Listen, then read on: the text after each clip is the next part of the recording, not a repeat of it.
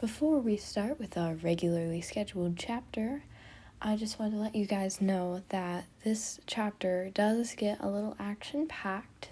Nothing too bad, but I do advise you to check the content warnings if you feel the need to, which will be placed in the description. Now, moving on to Set Him Free, Chapter 10. The sun was setting behind the hills again. Roman watched powerless as the golden rays trickled down from the windowsill, replaced with the shadows of the night. 5 days that he had now been held captive, and still, he saw no such opportunity for escape. He tilted his neck side to side, trying to work out the soreness that came with sitting in the same position for days on end. It seemed to be working slowly but surely, the initial ache that had been aggravating his joints now only surfacing as the occasional sting.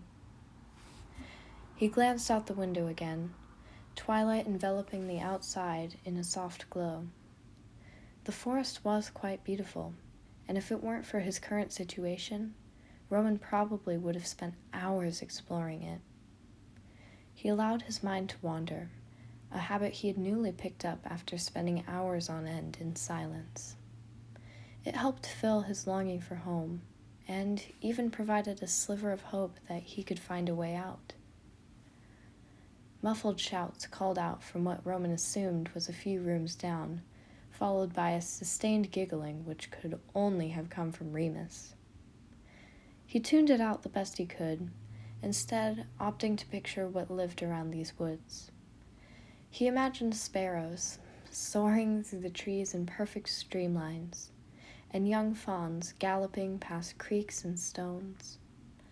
Every organism within the acres of forest living free, unbound by orders or regulations. How he envied them.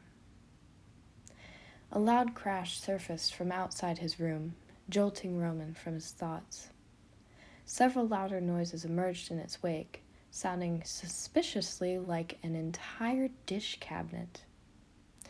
The minutes that followed included bits and pieces of a stern scolding and the slam of the front door. Then, finally, silence. Moments later, the door clicked open, soft footsteps making their way inside. A spiced scent instantly wafted through the air, and Roman did everything he could to keep his stomach from growling.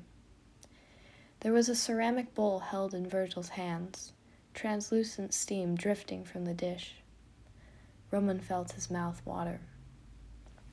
Though he had been given water within his captivity, the prince had not eaten anything since he stepped foot outside the castle, leaving him hungry for anything. As Virgil sat in front of him, Roman could feel the steam graze his cheek. Now that he had a closer look, the bowl looked to be filled with pumpkin soup, and he almost fell apart then and there. "Figured you'd probably be hungry," Virgil muttered. Roman looked again to the warm soup, the hollow in his stomach now feeling much larger than before. He shifted in the chair, leaning forward to glance at the bowl that was now placed in front of him. "Can I be untied to eat?"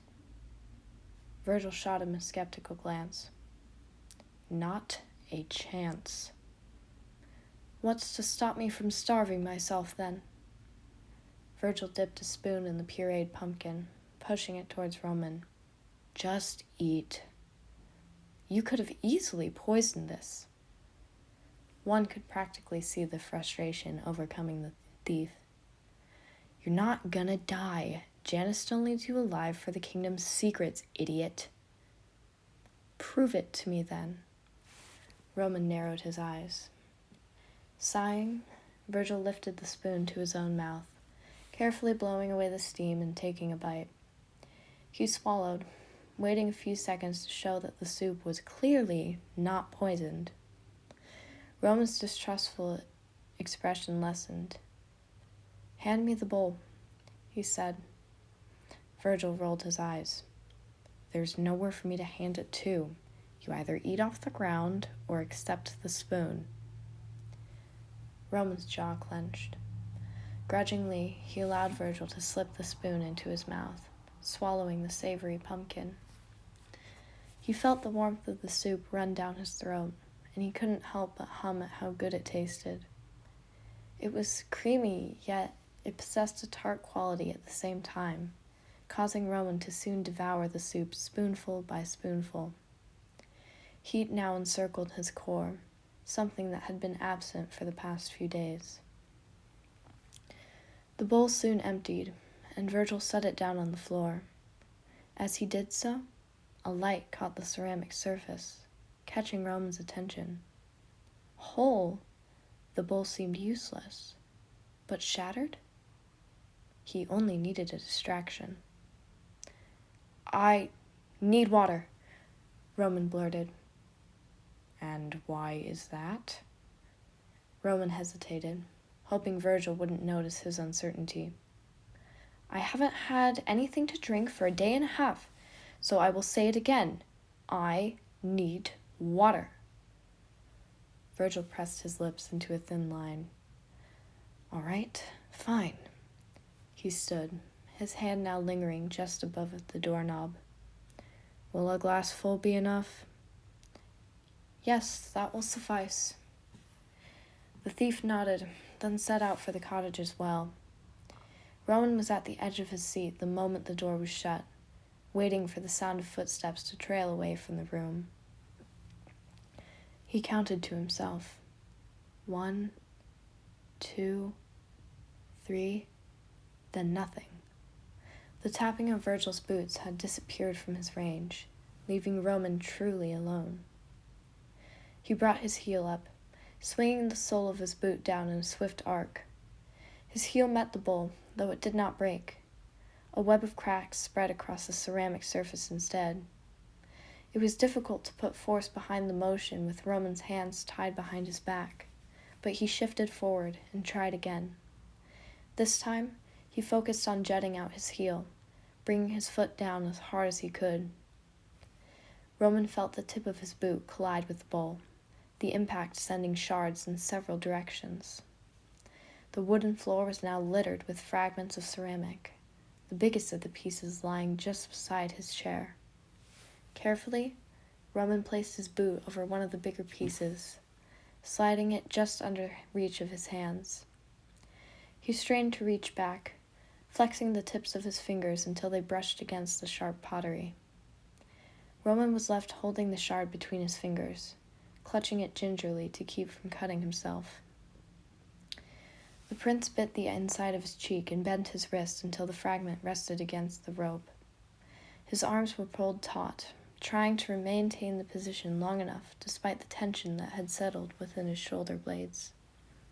Frantically, he brought the shard back and forth, fearful that someone could return at any moment. Roman was trying his best not to shake, though he managed to lose hold of the shard for a split second, causing it to slice his palm. Blood began to trickle from his hand, making the piece slippery in his grip, but he didn't stop, not until the snap of rope confirmed that his wrist had been freed. Roman jumped to his feet, swaying slightly due to not having stood for 5 days. He allowed himself a few seconds to gain balance, then he was back on full alert. In the distance, Roman could hear the front door opening. With silent feet, he crept behind the door, gripping the ceramic shard tight in his hand. The cut on his palm stung, but he didn't dare make a sound, not even as the door opened. His heart began beating faster the moment Virgil first stepped into the room. Then, without hesitation, he slammed the door shut and delivered a kick to the back of Virgil's knees. The thief cried out, landing hard on the floor. He attempted to get back up, though Roman was already holding the sharp piece of ceramic to Virgil's throat. Virgil gasped, trying and failing to form sentences. The water glass he had been carrying shattered with the fall, adding to the array of pieces on the floor. "I'm leaving. Don't follow me," Roman hissed, pressing the tip of the shard to Virgil's skin enough to make a point, but not enough to further harm him. He watched as Virgil nodded slightly and rushed out to the doorway. Then he ran, The front door was a straight shot from the hallway he had just entered, and Roman rushed to exit the cottage before someone else noticed his escape.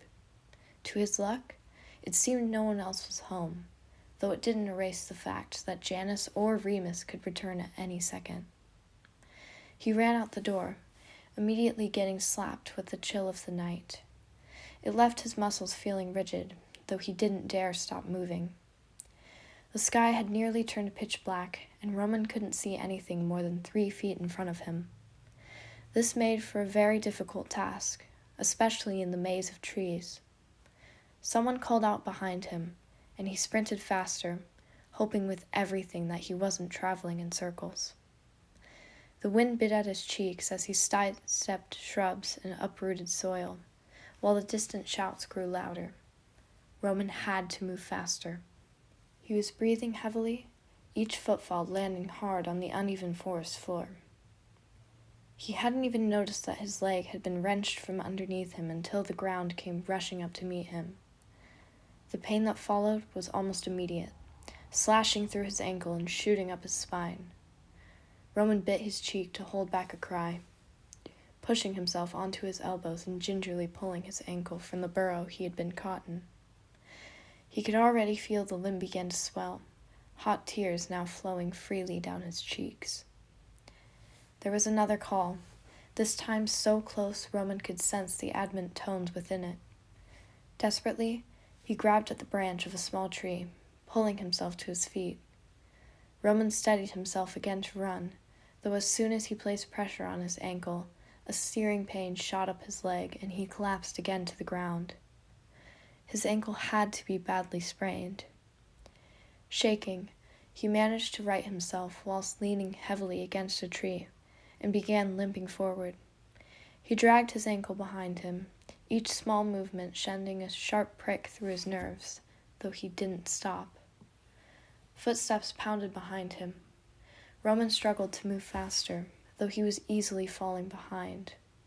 A strong hand encircled his wrist, and Roman thrashed in the grip, but it did not loosen. He was being pulled back, and he cried out, his body aching harshly in protest. "Stop struggling!" A voice swore in his ear, and Roman instantly recognized it as Virgil. The prince swung his free hand towards Virgil, but the thief was too quick to dodge. "Let go of me!" "Just stop and listen!" Virgil had managed to gain a hold of both Roman's wrists, twisting him so that they locked eyes. "Janice is going to be furious if he returns and finds you gone. Then both of our lives are going to be a living nightmare." "Why should I care?" Roman continued to struggle, his muscles feeling as if they were on fire. "I hope they see how you failed. If I'm already losing everything, then I'm going to drag you down with me." Virgil gripped the prince's wrists harder, aggravating the bruises that had formed from the ropes. "Do you have a death wish? Is that it? Because if you keep acting like this, they'll never let you go." Roman sent a sharp kick forwards, to which Virgil barely avoided. "You're a fool if you think they'd release me anyways," he panted, sweat dripping down his forehead. He could feel his limbs growing limp from exhaustion, and his ankle throbbed with each breath. With a swift jab, his elbow managed to connect with Virgil's temple, and the thief grimaced. Unfortunately, the hit knocked Roman off balance. He landed crooked on his injured ankle, which crumpled under the weight and brought a strangled cry from the prince.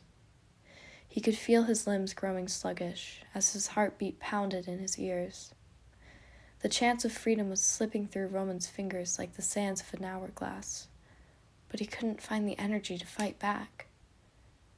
There was one last stabbing pain that shot up his back and spread through his shoulders before he found himself giving way to the forest floor, blacking out from the pain. This has been Chapter 10 of Set Him Free. Thank you so very much for listening, and I will see you next time for Chapter 11.